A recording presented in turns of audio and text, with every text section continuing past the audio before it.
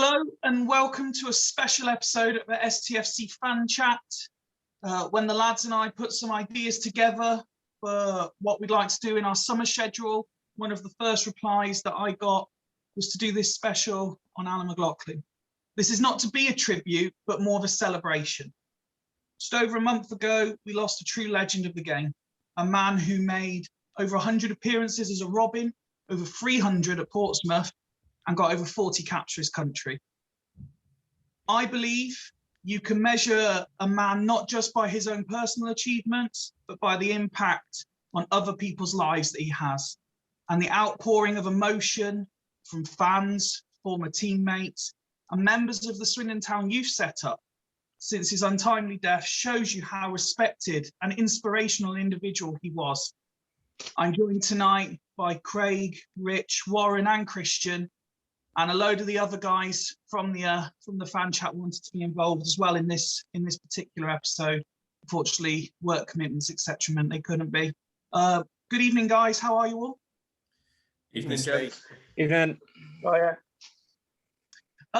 Craig, this one was particularly poignant for you that you wanted to do this episode when I asked for ideas for the summer schedule. Why was it so important to you? And you know, take us right back to some of your memories of when he was at Town. Yeah, I mean, it goes back to that season that we beat Sunderland in the playoff final. But I couldn't afford to go to watch Swindon in them days, so I just listened to them on the radio and saw the goals on TV. And I mean, I was 9, I think, at the time, and all my friends were like, their favourite player at Swindon was Duncan Shearer or Colin Calderwood, players like that.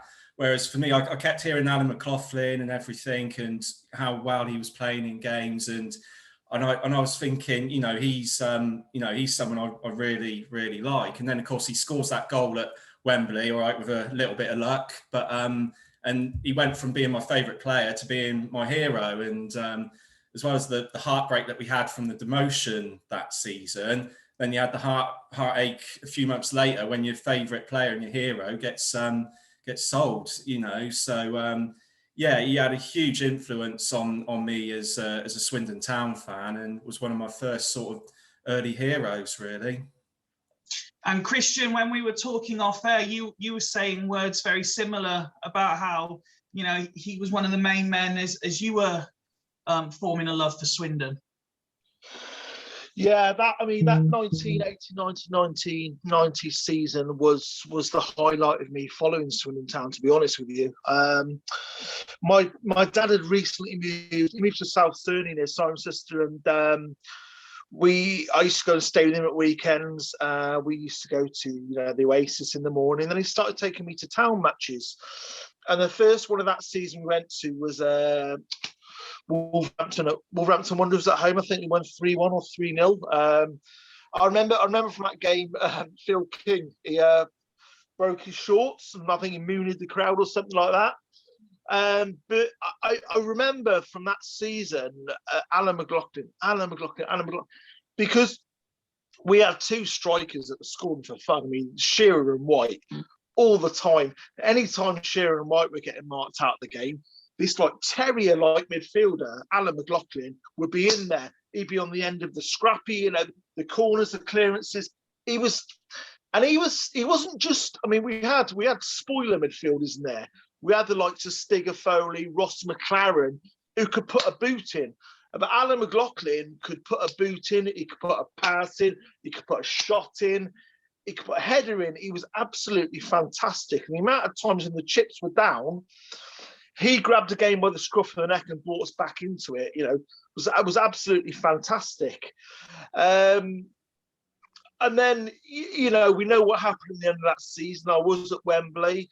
I saw the Alan McLoughlin goal, the feeling of euphoria. I've all of a sudden I thought I'm supporting the best team in the world here. And then 10 days later, demotion happened, and all of the horrible aftermath with that. It was bittersweet because after that, it was the World Cup, Italia '90. The World Cup again, the World Cup of my generation, my life, and there was no prouder feeling than seeing Alan McLoughlin representing the Republic of Ireland at the World Cup on the biggest stage, knowing he was a Swindon Town player.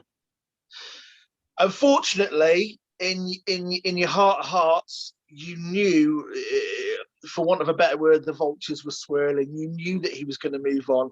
You knew there were teams, clubs that were going to take advantage of the situation of us being demoted. And unfortunately, we held on to him for a few months, and then he left. But he left with every Swindon supporter's blessings. Craig, coming back to you, Christian's in very detailed and very descriptive, and you can still hear the emotion in his voice when he reflects on moments like that. Were there any particular moments you think back to that stir up similar emotions for you?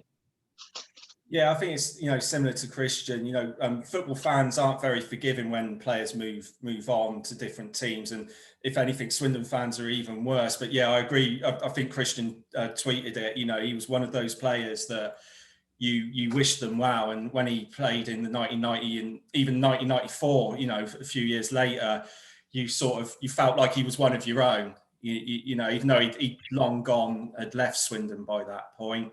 So yeah, I mean, so strangely enough for me, it was more seeing him in the World Cups in an Irish shirt for me, rather than, because I only saw him the once and a few times after the following season we got demoted. So yeah, just seeing that, and like you say, you think at that time, even for Ireland, there wasn't many second tier players that would make the international squad.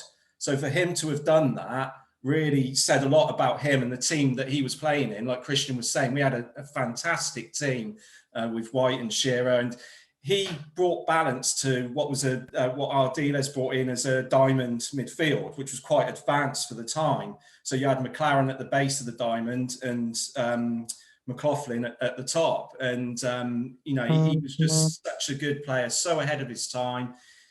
Technically gifted, and Ardiles, needs to take credit for getting the most out of him, because he struggled to get into the team under Macari. So yeah, but for me, like I said, obviously the playoff final was the highlight for me, and that was my first time watching Swindon Town as a kid, because we saved up to go and everything, and obviously watching him on the TV for Ireland in the World Cups. Warren, for a lot of supporters nowadays, that they sadly weren't able to see him in a Town shirt. Obviously, we're talking a new generation, possibly to an extent 2 new generations of Town fans. But the sense of loss was still very clear, with all the well wishes that I mentioned at the start on social media and stuff. There was a lasting feel from what he left as a person and a player that the younger fans were able to take hold of, wasn't there? Yeah, definitely so. I didn't know much about him as a player, but it sounds, from the glowing reference from Craig and Christian, it sounded like a midfielder we'd love to have in our team now, wouldn't it, really? Do you know what I mean? All day long. Yeah, I'd like to say I knew more about him, and Rich will go on to this as well because he's doing it, but I go and watch a lot of local football, and he would go and watch a lot of the Swindon youngsters that were out on loan at these clubs. I go and watch Highworth a lot. I went and watched, and he would always be there when we had Sol Price on board, and he would go and watch these younger lads. And you know what I mean? It just shows the credit to the man himself that he cared. He goes and he watched games. He cared about the people that he coached. And that's sort of more what I knew about him, more as a coach, going through with all the youngsters. And you don't hear a bad word about him in the club at all. You just, with everything that we go on in our club at the moment, the one thing that was always known is that at the bottom end, where you've got the youngsters and everything like that, Alan McLoughlin, top bloke, top coach, and just a top man himself. And linking into that, Rich, I know that you know people who either have kids in the academy, or people associated to the academy, and as Warren was saying, it was a huge loss for the youngsters, wasn't it? Yeah, I think you can tell straight away by the tributes that the academy had. Obviously, a minute silence before their games that weekend after he passed, and wearing black armbands. And I think it just tells you everything of what Alan McLoughlin meant to not only the players that are coming up in the academy, but you've got players that are playing in the first team, which Alan McLoughlin brought through the academy. Obviously, a couple of years ago, you had Sol Price, who made his debut for Swindon, scored 2 goals against Stevenage.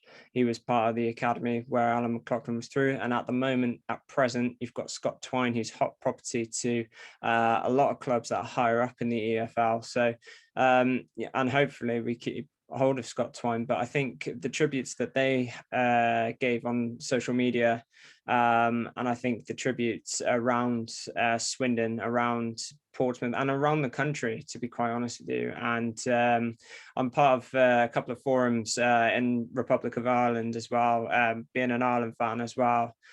Can tell that everyone, how much Alan McLoughlin meant. That goal that he scored at Windsor Park against Northern Ireland in '93 to send them to the World Cup. It's just historic. And watching the Jack Charlton documentary a couple of months ago, basically said it all about what Jack Charlton's vision was for bringing Alan McLoughlin on during that game, and for him to score the winner, just absolutely insane. I mean, all the pubs in Ireland just went absolutely mental. It's absolutely amazing. It's such a story, and what a player he was. And you could tell that he meant so much to so many people.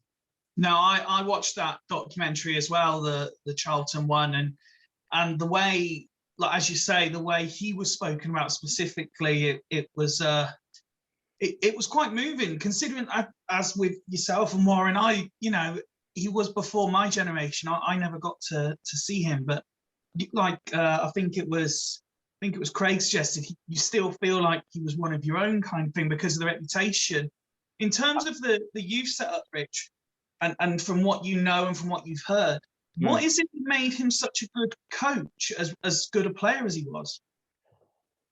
I think it was his presence. I think it was his personality as well. I think obviously the fact that obviously a lot of coaches can say that he's been there and done it, like sort of thing like that. But I think it was just his presence, And I just think the kids absolutely loved him. They absolutely idolized him just because of what he did and how he brought through players.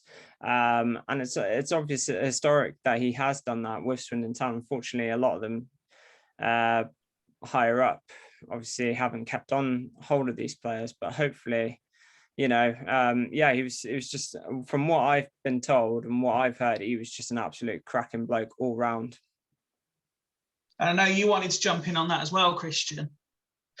Yeah, I think as well with Macca, one of the great traits he had was he'd always remember a face. He'd always remember you. So even if he hadn't spoken to you for years, I left Swindon for a few years after those kind of seasons, the 1990, early 90 season. I left and I moved back to Swindon as an adult in 1998, sort of 6-7 years later. I moved into Kingsdown. I wasn't driving then, but I worked at South Marsden, what was the old country club. And I used to walk to work from Kingsdown to South Marsden, and he lived in the village. And if he ever saw me walking, he'd stop the car and give me a lift, which was amazing. I mean, my hero's giving me a lift in his car to work. But that went on, I think, again, I left, and 5 years later, I came back. I saw him in the Jovial Monk. And when you're in a supermarket, you sort of know someone and you don't, so you don't make eye contact with him. That wasn't him. He was, hello, mate, how are you? Like that. I'm like, what, mate? and even again in 2011, when I went to the Village Hotel, what was the De Vere in West Swindon, he came in. I said, how are you, mate? I said, oh my God, do you remember me? He said, yeah, of course I remember you. And that was one of his great, I'm just freaking barman or whatever. Nothing, absolute nobody, but he remembered me, and he remembers everyone, and he genuinely cared about people, and I think especially players or people that he bought through the academy and everything. And linking into them brilliant memories that Christian's kindly shared there, Craig, I know you were saying before we started recording that you'd read his book and learned more about him as a person from it.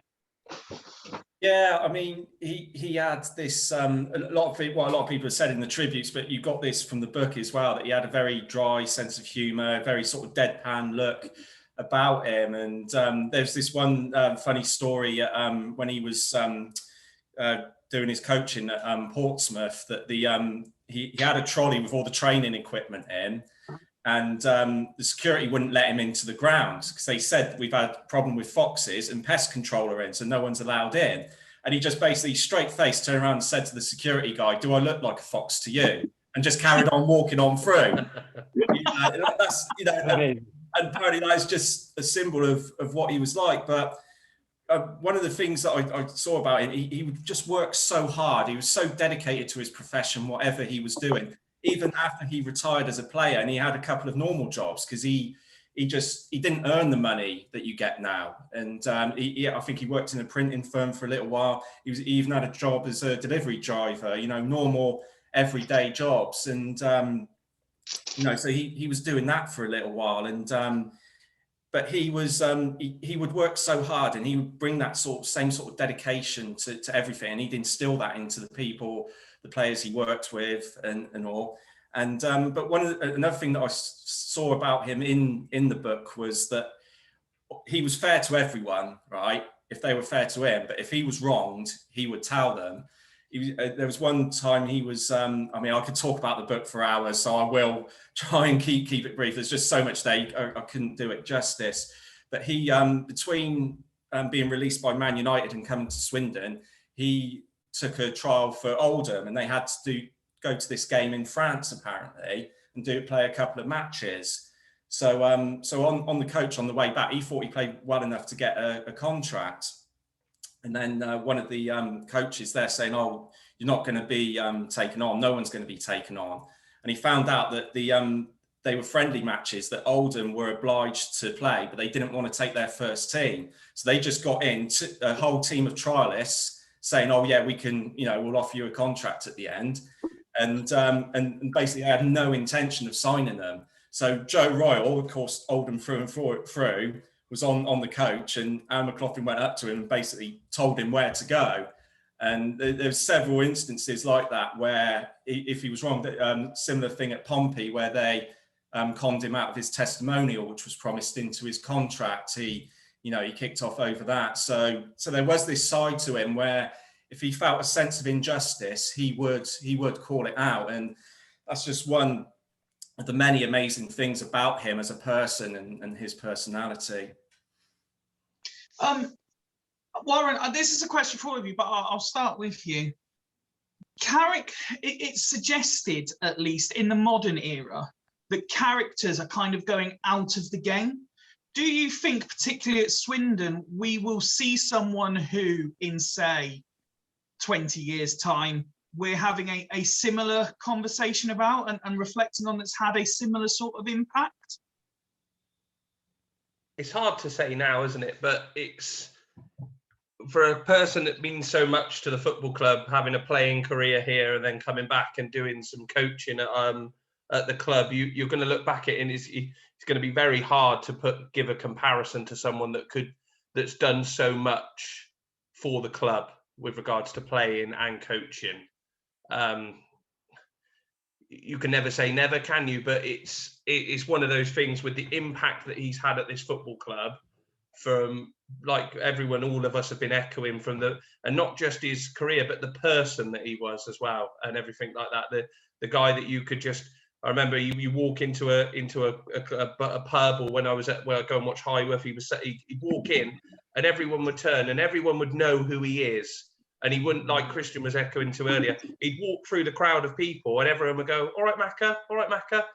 And he would give everyone the time. Do you know what I mean? He wouldn't walk past anyone or ghost anyone, or he would always say to you, nod your head or give you a hi, or you know what I mean? And I can't see that happening to anyone else, that someone walks into an area, you look at him and he just gives everyone the same sort of time as he walks through. So it's going to be very hard, isn't it, for a legend that he was, you know what I mean, whether we're going to get that again. Similar question, and I don't expect either of you to name names, but perhaps more for Christian and Craig. How, is it a case of you could probably count on one hand the amount of people involved with Swindon during your time that's had the impact and the effect that he's had around the club?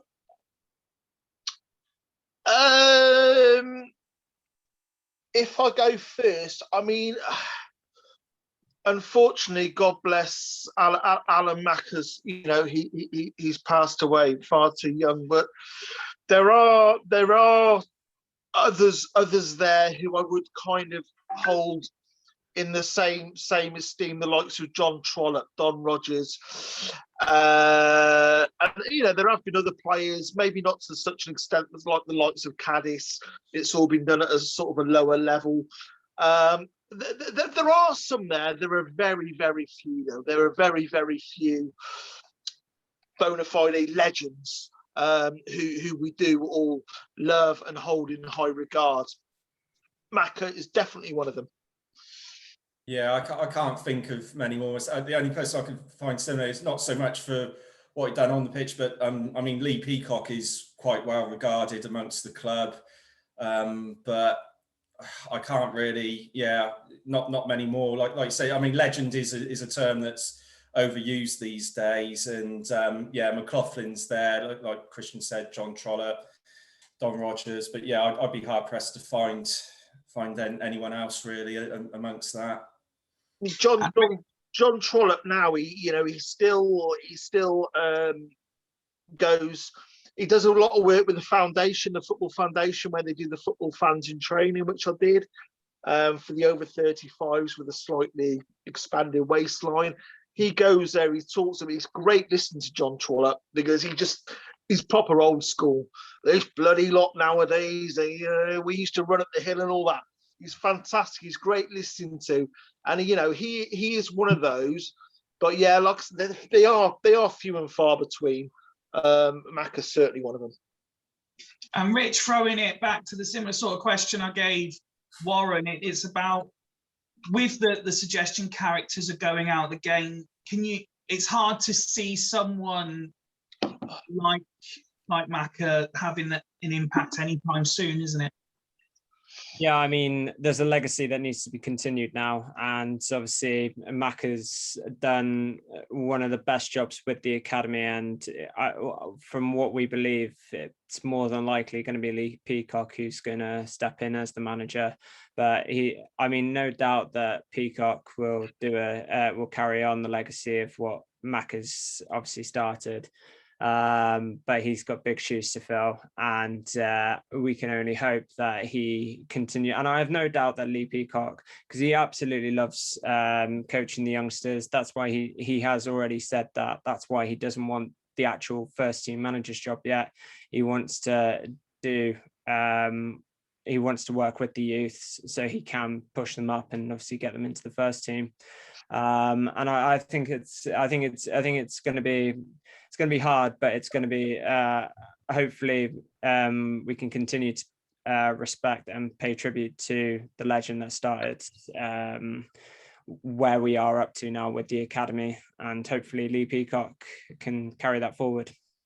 Well, I mean, if you look at the job that Alan McLoughlin did with Lee Peacock, considering what he's had to work with budget-wise, they've done an amazing job, our academy, to do as well as they have and to bring up the players that we have done, pretty much on a shoestring budget. We don't have the facilities of, big clubs and things like that. So for him to have done as well as he did, it just says a lot about him. And some of the tributes that I saw, there was one from Dion Burton and Shay Given, and they talked about Alan McLoughlin as a senior pro and how he would look after them.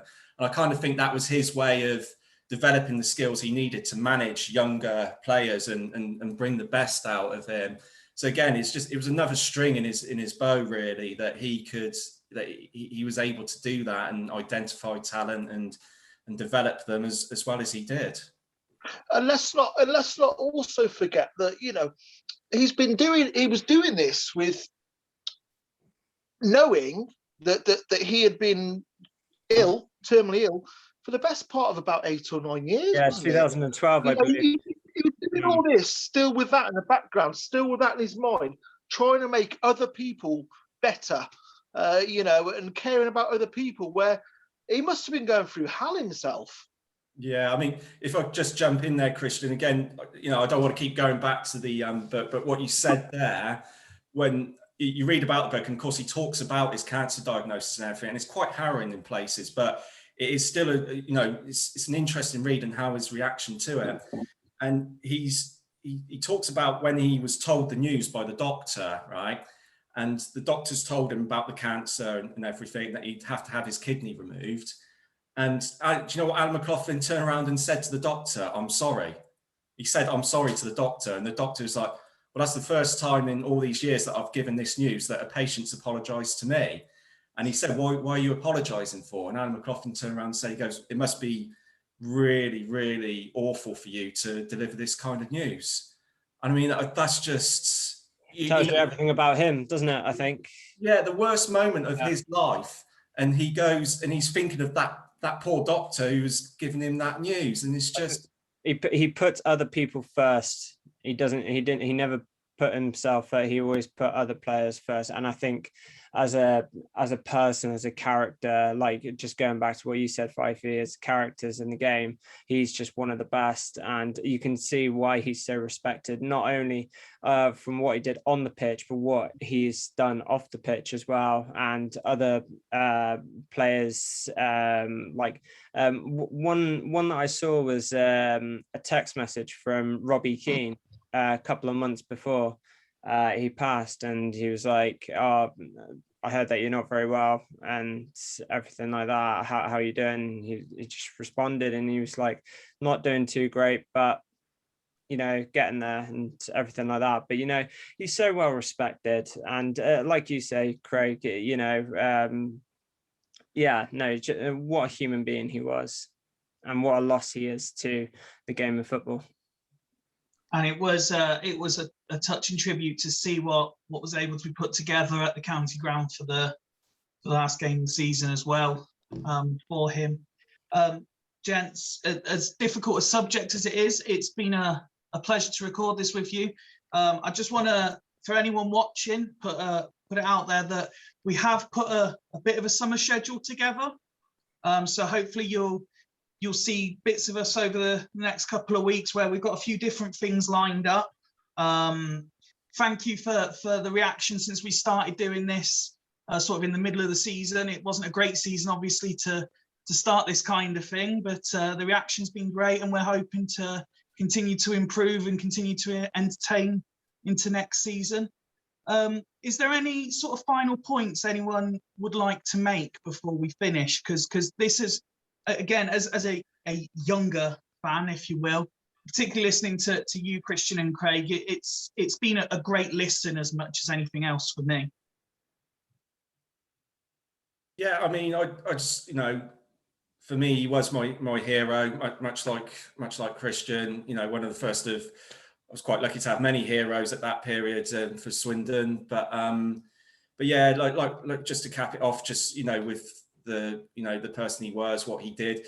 He scored over 100 goals, 600 odd appearances, I think. And it's a shame we didn't have the stats for assists at the time, because he made a lot as well.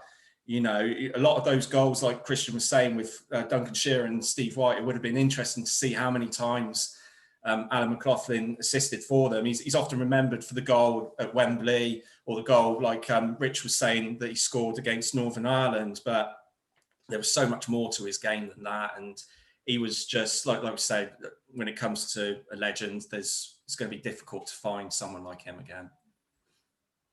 And Christian, anything you'd like to add before we sign off? No, I think I said it earlier. Imagine being a defender back then in 1990.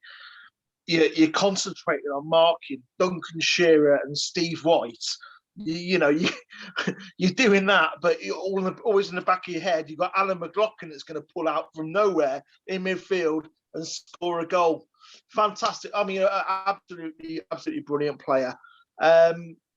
There was I did, while we were talking, I had a bit of a flashback. I think there was in either Match or Shoot magazine in about 1994, there was a rumor in there that we were looking to re-sign him.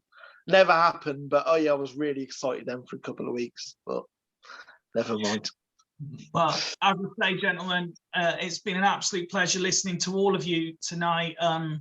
Obviously, condolences to his friends and family and to everyone that was affected by his death. And we hope, or I typically hope, that anyone who chooses to watch this sort of celebration of what Macca meant to Swindon Town enjoys it for what it is, and hopefully it prompts you to remember some good memories as well. But until next time, thank you very much, and we will see you again soon.